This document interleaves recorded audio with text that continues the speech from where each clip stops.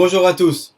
Bezrat Hashem, dans la paracha de Bereshit que nous allons lire ce Shabbat, nous allons commencer un nouveau cycle de lecture de la Torah. Mais la paracha de Bereshit est également pour la plupart d'entre nous le début de la reprise d'un mode de vie habituel, du train de vie auquel nous étions habitués avant la période des fêtes. Et donc la question qu'on va se poser aujourd'hui, c'est essayer de comprendre quel est ce bagage, quel est cet héritage que nous avons pu recevoir durant les fêtes de Tishri qui viennent de se terminer et qui va pouvoir nous accompagner durant toute l'année à venir. Dans la paracha de Bereshit, nous allons voir différents cas de personnages qui vont fauter et qui vont se repentir et qui vont faire tchouva. Et donc finalement, ce thème de la tchouva que nous avons tellement de fois abordé depuis le premier jour du mois de Elul, où nous avons commencé chez les Sfaradim à réciter les Slichot, et également durant toute la première partie du mois de Tishri, ce thème de la tchouva, du repentir, de se remettre en question, nous allons également le retrouver de nouveau dans la paracha de Bereshit. Et c'est justement pour nous donner un enseignement que ce thème de la tchouva n'est pas juste réservé à la période du jugement. C'est un thème chez les Béné Israël, chez les Juifs, qui doit nous accompagner tout au long de l'année. La tchouva n'est pas un processus qui est limité à une période de l'année, mais au contraire, c'est un processus qui nous accompagne de manière constante, chaque jour, on pourrait même dire presque chaque instant. Chacun d'entre nous se remet en question des actions, des pensées, des paroles, de tout ce qu'il a pu accomplir à différents niveaux et à différents moments, que ce soit à la fin de sa journée, avant d'aller dormir, que ce soit également le vendredi après-midi, avant de faire entrer le Shabbat, mais également le dernier jour du mois, pour vérifier au cours du mois qui s'est écoulé de quelle manière on s'est comporté, et finalement, donc, on va se retrouver dans une situation de remise en question, d'introspection constante, qui nous permet justement de réparer nos erreurs, d'avancer et de pouvoir s'élever. Et le Ben Ishraï va même encore plus loin et nous dit que lorsque une personne va faire tchouva et va se remettre en question, même si c'est d'un point de vue personnel uniquement, mais c'est comme si qu'elle se présentait devant le Beit Din, devant le tribunal rabbinique et que se jugeait elle-même pour les fautes qu'elle a accomplies. Et on sait que lorsque le tribunal rabbinique en bas sur terre décrète quelque chose, alors également là-haut dans le tribunal céleste, cette chose-là est également agréée. Et donc nous dit le Ben Ishraï, celui qui sait à chaque instant se remettre en question, faire tchouva pour les choses mauvaises qu'il a pu accomplir, alors non seulement il va pouvoir se nettoyer des fautes qu'il a pu faire, mais également il va se protéger et ne pas recevoir, Dieu préserve, de décrets qui pourraient être mauvais de là-haut, étant donné que lui-même, il s'est jugé en bas et qu'il s'est sincèrement repenti. Alors également, il fait en sorte que là-haut, dans le tribunal céleste spirituel, il va être jugé positivement et pardonné pour les fautes qu'il a pu accomplir.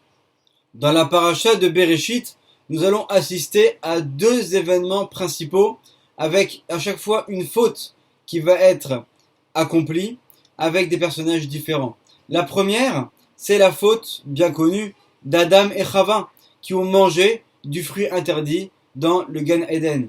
Et la deuxième, qui est plus tard dans la paracha, c'est celle de Caïn et Hével, avec Caïn qui va tuer son frère Hével.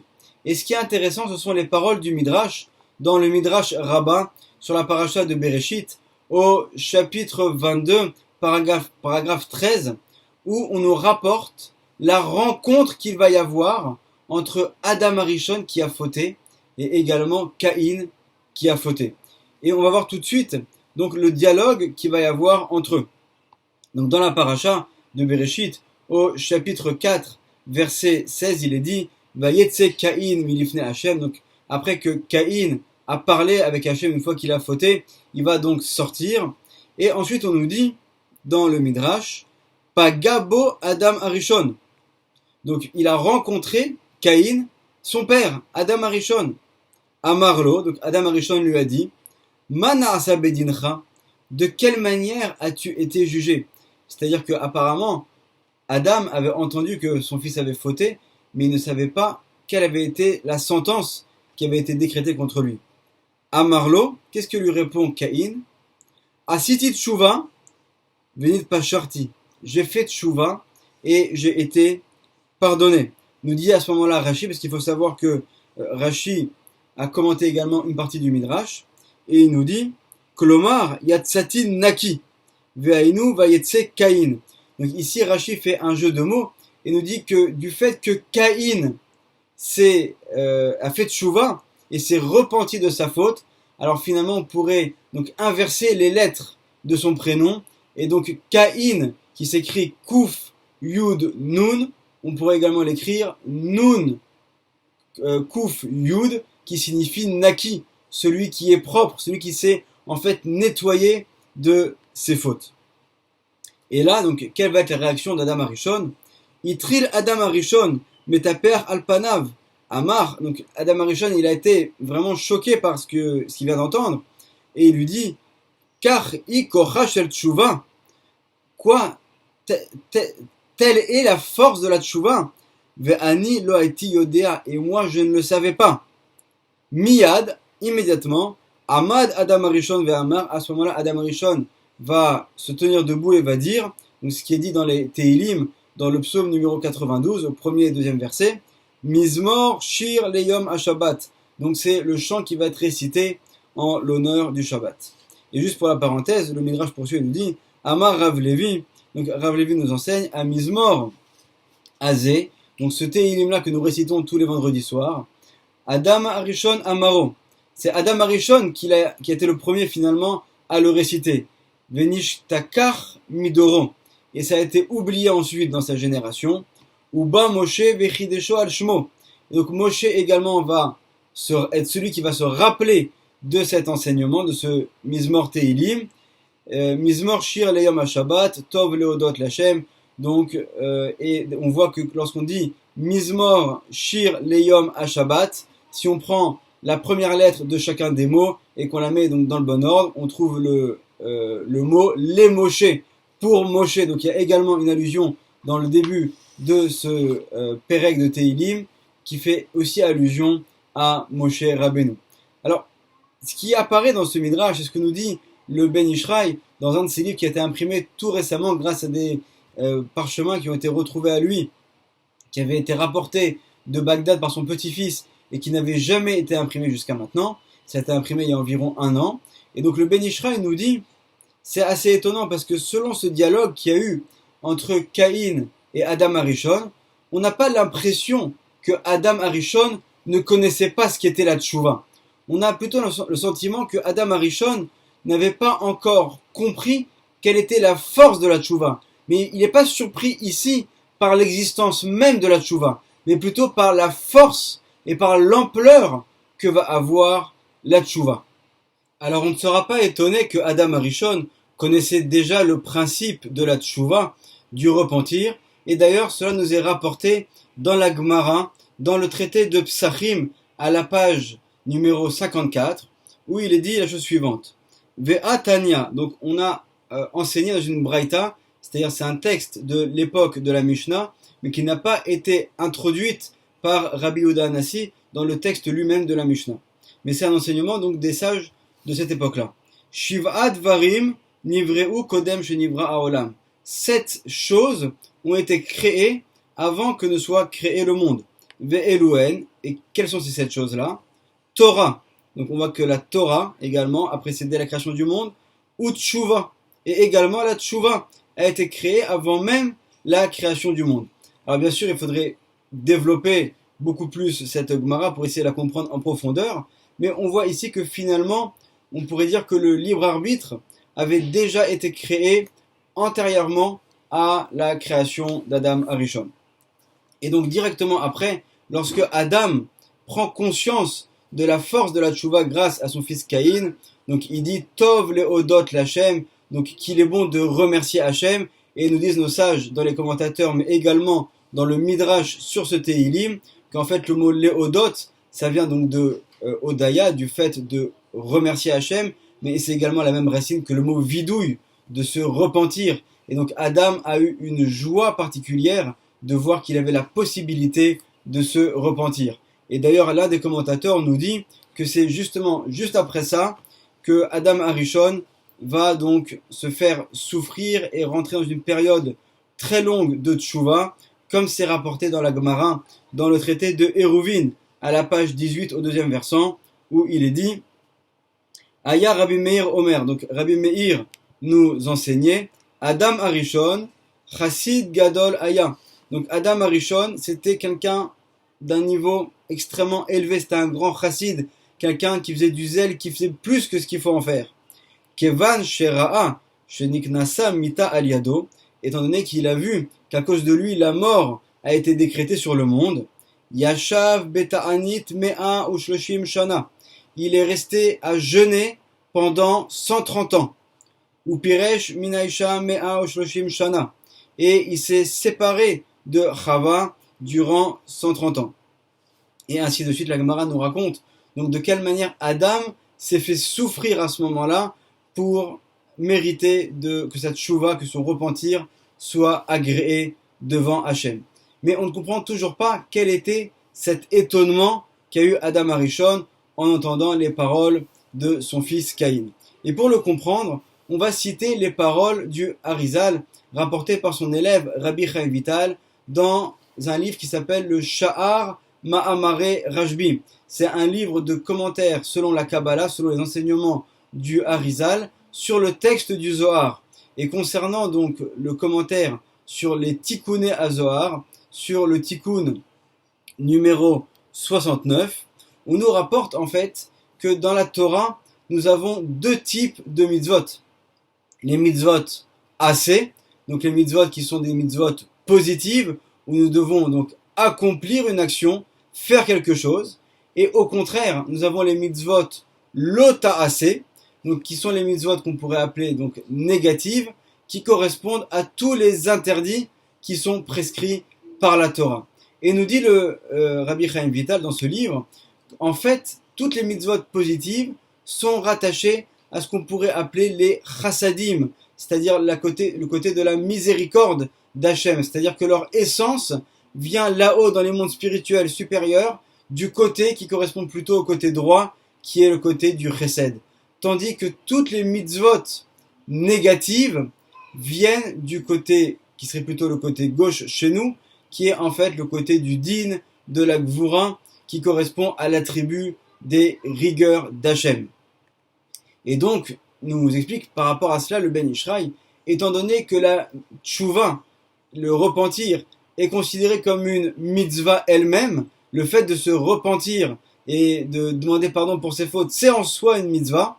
Donc nous dit le Ben Ishraï, Adam Arishon pensait que la tchouva, il savait qu'elle existait, mais il pensait qu'elle ne pourrait avoir d'effet uniquement sur les mitzvot positives, étant donné que la tchouva elle-même est une mitzvah positive. Donc Adam pensait qu'elle pouvait réparer uniquement les cas où on n'avait pas accompli une mitzvah positive. Mais dans le cas où on avait enfreint un interdit de la Torah, comme ce que lui-même avait fait en ne respectant pas l'interdit de l'otochal, de ne pas manger, donc il pensait que lui, il ne pourrait jamais se repentir sur cette faute.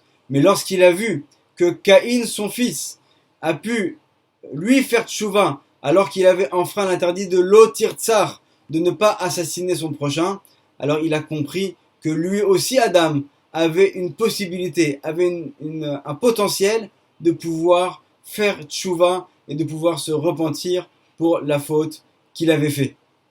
Et la preuve que nous avons que Caïn a véritablement été pardonné pour sa faute, c'est que lorsque il va être maudit pour avoir tué son frère, alors Hachem lui dit Na vanad tiye ba'aretz. Tu vas être un nomade dans la terre. Tu vas jamais avoir d'emplacement fixe dans lequel tu pourras résider. Et pourtant, quelques versets ensuite, qu'est-ce qu'il est écrit sur Caïn? Va yeshev be'eretz Nod kidmat Eden. Il s'est installé dans la terre de Nod à Kidmat Eden. Donc on voit que finalement, alors qu'au départ, il avait été maudit en devant être un nomade, finalement, dans la réalité, ça va pas être le cas. Et au contraire, il va s'installer quelque part et y vivre. Donc on voit bien que sa faute lui a été pardonnée et que finalement il n'a pas eu à subir donc cette punition qui lui avait été énoncée précédemment.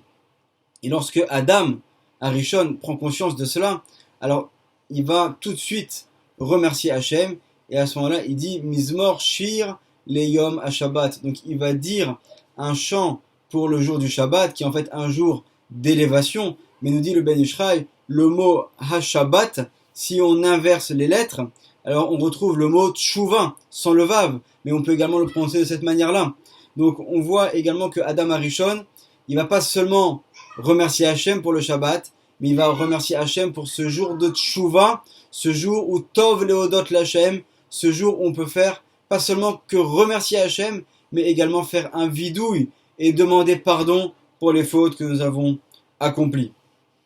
Et c'est d'ailleurs en allusion aussi, donc dans les Teilim, on voit qu'il est dit dans le Teilim numéro 86 au verset 13, Ki chasdecha gadol alay, parce que ta bonté est plus grande que moi, c'est-à-dire que finalement cette bonté de la tchouva, qui est une mitzvah positive, elle est plus grande que tout. Elle nous permet non seulement de réparer les fautes positives qui n'ont pas été accomplies, mais également de réparer les transgressions que nous avons pu faire, et également de faire tchouva à ce moment-là.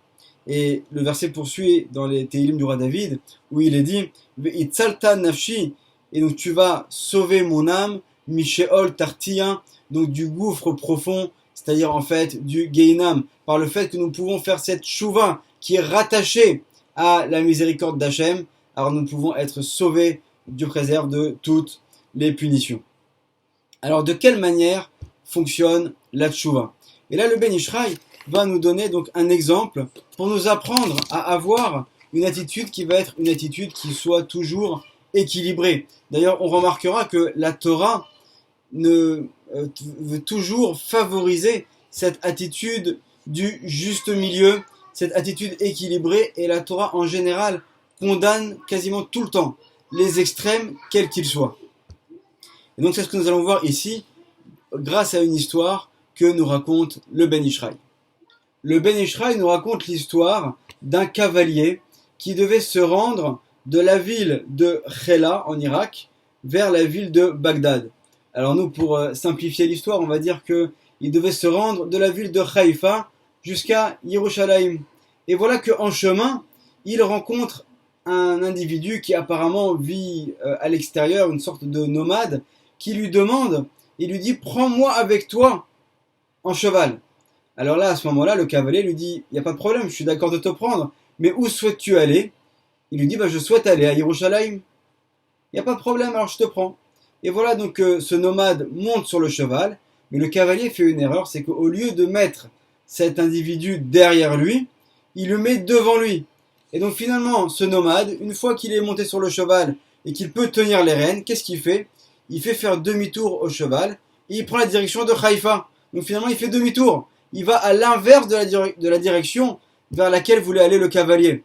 Et là, le cavalier lui dit « Mais où tu vas? On avait convenu qu'on allait à Yerushalayim. » Alors l'autre lui dit « Non, finalement j'ai changé d'avis, je veux aller à Haïfa. » Et voilà que finalement, ce pauvre cavalier se retrouve de retour au point de départ et à l'endroit où finalement il ne voulait pas aller et duquel il venait, qui est la ville de Haïfa. Nous dit le Ben Ishraï, grâce à cette histoire, on peut comprendre de quelle manière fonctionne le Yetzer Hara. Et finalement, on pourrait dire que ce cheval sur lequel se trouvaient ces deux personnages, c'est un petit peu comme le corps physique de la personne. Et le cavalier, ce serait plutôt comme la neshama, comme le bon penchant. Et ce personnage qui a été pris en cours de route sur le bas chemin, lui, ce serait plutôt le Yetzer Hara, le mauvais penchant. Et voilà que, finalement, si on réfléchit, ce cavalier, au moment où ce nomade lui a demandé de monter avec lui sur le cheval, il avait deux possibilités. La première possibilité, étant donné que lui est à cheval et que l'autre est à pied, il aurait pu tout de suite s'enfuir, demander à son cheval de galoper et vite prendre une distance de ce personnage et l'éviter. Ou la deuxième possibilité qu'il avait, c'était plus difficile mais il aurait pu également le faire, c'est prendre ce nomade avec lui sur son cheval, mais ne pas le mettre devant lui, ne pas lui laisser la possibilité de diriger, mais au contraire, le mettre derrière lui et d'une certaine manière le soumettre à ses décisions et à sa volonté. Et nous dit le Ben Ishraï, c'est selon cette image exactement la même chose en ce qui nous concerne, en ce qui concerne finalement chacun d'entre nous. Le Yetzer Hara, lorsque il veut finalement nous faire fauter, alors il va pas tout de suite nous dire où est-ce qu'il veut nous emmener. Il va faire exactement comme ce nomade. Au début, il nous fait croire qu'il veut nous prendre dans la bonne direction, celle qui mène à Yerushalayim. Mais il va pas nous dire au départ qu'en fait, il veut nous amener, au contraire, vers le sens inverse. C'est seulement une fois qu'on va lui ouvrir la porte, qu'on va lui laisser une possibilité, qu'à ce moment-là, il va prendre les rênes, qu'il va prendre la direction de notre corps pour finalement nous ramener vers là où lui, il veut nous emmener. Et donc, si on reprend un petit peu cette image, pour la majorité d'entre nous, ce qu'il aurait fallu faire à ce moment-là, c'est s'enfuir, c'est s'éloigner tout de suite du Yetzer Hara et ne pas lui laisser la possibilité de vouloir nous dominer. C'est ce qui concerne la grande majorité d'entre nous. Mais malgré tout, il y a certains tzadikim, certaines personnes très particulières. Vraiment, on parle d'une élite de quelques personnes dans la génération qui, eux, sont arrivés à un tellement haut niveau qu'ils ont la possibilité de prendre ce Yetzer Hara, mais pour le dominer, pour le faire se plier. Et donc finalement, ils vont pas être comme ce cavalier qui a pris ce personnage et qui l'a mis devant lui, mais au contraire, eux vont le mettre derrière eux, et c'est eux qui vont diriger totalement et faire se plier leur Yetzer Hara. Et c'est également ce que nous voyons comme exemple, ce serait l'exemple du roi David. Le roi David, qui dans les Tehillim, dans le psaume numéro 119, au verset numéro 59, nous dit Rishafti derachai ve'ashiva raglai el edotecha. Donc il nous dit j'ai médité sur mes voies et j'ai ramené mes pas vers tes statuts. C'est-à-dire que nous rapporte le Midrash, c'est le Midrash rabbin sur Vaïkra, au chapitre 35, au premier paragraphe, où on nous dit que lorsque David Améler se promenait, alors ses pieds le dirigeaient automatiquement, presque inconsciemment, directement vers la synagogue et vers le Beth Hamidrash. Au point que le roi David, d'ailleurs, dans un autre Tehillim, dans le numéro 109, au verset 22, va dire Velibi halal bekirbi. Mon cœur est comme vide à l'intérieur de moi, c'est-à-dire que finalement, j'ai plus aucun mauvais penchant dont l'endroit, le réceptacle pourrait être le cœur, ou pourrait être un petit peu les pulsions, un petit peu animales. Le roi David dit, moi, j'ai plus aucune pulsion, j'ai plus rien, j'ai réussi à totalement dominer mon Yetzer Hara. Donc on voit bien qu'il s'agit vraiment d'un cas très particulier. Donc on voit bien que cette attitude s'adresse à des personnages hors du commun, des personnages exceptionnels comme David Améler ou comme tous les différents tzadikim que nous avons eu au cours des générations. Et le Ben Ishraï poursuit et nous dit tout cela est en allusion dans la prière d'Arvit du soir que nous récitons où nous disons Ve'aser à Satan, donc et retire le Satan, retire le Yetzer Hara, le mauvais penchant, milefanenu ou me'acharenu, de devant nous ou de derrière nous. C'est-à-dire que nous, finalement, nous sommes des personnages qui sommes des gens bénoniim, des gens qui sont finalement un petit peu entre deux. On n'est pas ni comme les Rechaim, qui vont prendre ce Yetzer Hara comme ce cavalier et le mettre devant eux et finalement lui donner la direction et la domination totale du corps. Mais on n'est pas non plus comme ces tzadikim gumurim, comme ces sages inégalables qui ont cette force de prendre le Yetzer Hara et de le mettre derrière eux et le dominer. Alors nous, Hachem, ce qu'on te demande, c'est le Yetzer Hara. Ne le mets ni devant nous et ni derrière nous, parce qu'on n'est pas au niveau. Nous, on préfère s'enfuir. On préfère que tu nous aides, que tu l'éloignes de nous, et de cette manière-là, on pourra, Bezrat Hachem, être sauvé et ne pas fauter. On a quand même une possibilité à notre niveau, à nous, de permettre de faire se plier le mauvais penchant. Et c'est ce que rapporte le Chida dans son livre Lève David au chapitre 8, où il nous dit que lorsque nos sages nous disent Vechol ma'asecha iyu leshem shamaim, que toutes tes actions soient leshem shamaim, soit sans aucun intérêt personnel et uniquement pour réaliser la volonté d'Hachem. Nous fait remarquer le Chida, on ne nous dit pas vechol mitzvotecha yu leshem shamayim, que lorsque tu accomplis une bonne action, une mitzvah ou un commandement de la Torah, tu le fasses de manière désintéressée. On nous dit que toutes tes actions en général, pas seulement les actions religieuses, toutes tes actions, nous dit le Chida. Il s'agit ma'asecha, daika, donc on a bien été précis dans les paroles de nos sages et on nous a dit que toutes tes actions, et pas seulement tes mitzvot, donc ça comprend également le fait de manger, le fait de boire, le fait d'aller dormir, le fait d'aller travailler. Donc finalement, tout ce train de vie que nous allons reprendre à partir donc de cette semaine, tout cela, on va le faire leshem shamaim.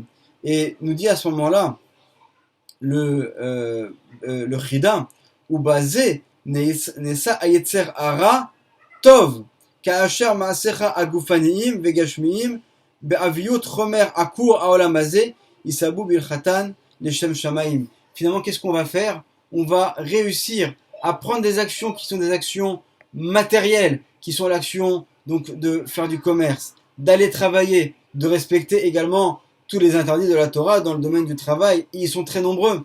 Également, lorsque chaque action qu'on va accomplir, de la faire dans le but de réaliser la volonté d'Hachem. Et si on parvient à faire cela, alors finalement, nos actions qui sont des actions matérielles, on va les élever à un point de vue spirituel. Et finalement, notre Yetzer Hara, ce mauvais penchant, qui lui est matériel, qui puise toute sa force dans la matérialité, alors finalement, on va le vider de toute sa force, et lui-même, on va le transformer en Yetzer Atov. Donc on voit que, contrairement à ce que j'avais dit au départ, cette action du roi David, c'est vrai qu'elle est, à la base, réservée pour des gens exceptionnels. Mais nous également, à notre niveau, nous pouvons également arriver à faire quelque chose, pas aussi haut, mais au moins qui ressemble. Comment? En prenant nos actions matérielles et en finalement les élevant d'un point de vue spirituel. Et grâce à cela, notre Yetzer Hara, on va le transformer en Yetzer Atov. Et on va être comme ce cavalier, ce qu'aurait dû faire ce cavalier, qui prend ce personnage et qui le met derrière lui, et qui le soumet à lui, et c'est lui qui le domine, et c'est pas l'inverse. Et il ne se laisse pas tromper par ces paroles qui au départ paraissent être des paroles insignifiantes ou des paroles qui vont dans le bon sens, et tout de suite, Ezeu Chacham Aroe et Tanolad, qui est le Chacham, c'est celui qui voit ensuite donc les conséquences des actions. Il comprend que finalement, s'il ouvre un petit peu la porte au Yetzer Hara maintenant, alors il prend le risque que demain, ce Yetzer Hara, ce soit lui qui domine et ce soit lui qui finalement qui décide de quelle direction nous allons prendre. Donc Baruch Hashem, grâce à ces enseignements du Ben Ishraï, on comprend de quelle manière on va devoir reprendre notre train de vie habituel, de quelle manière nous allons pouvoir finalement faire descendre toute cette lumière que nous avons réussi à emmagasiner durant le mois de Elul, durant également toutes les fêtes de Tishri, de quelle manière cette lumière que nous avons pu faire descendre, nous allons de nouveau pouvoir la faire descendre encore plus bas, la faire pénétrer en nous pour qu'elle nous accompagne tout au long de l'année dans chacune de nos actions. Pour comprendre que finalement la tchouva, c'est pas un processus qui est limité dans le temps, mais c'est une action de renouveau constant. Et c'est également ce renouveau que vient annoncer la paracha de Bereshit, où on commence un nouveau cycle de la Torah, et où, comme on l'avait dit la semaine dernière sur la paracha de Vedot HaBeracha, c'est pas juste un cycle qui se répète, mais c'est un cycle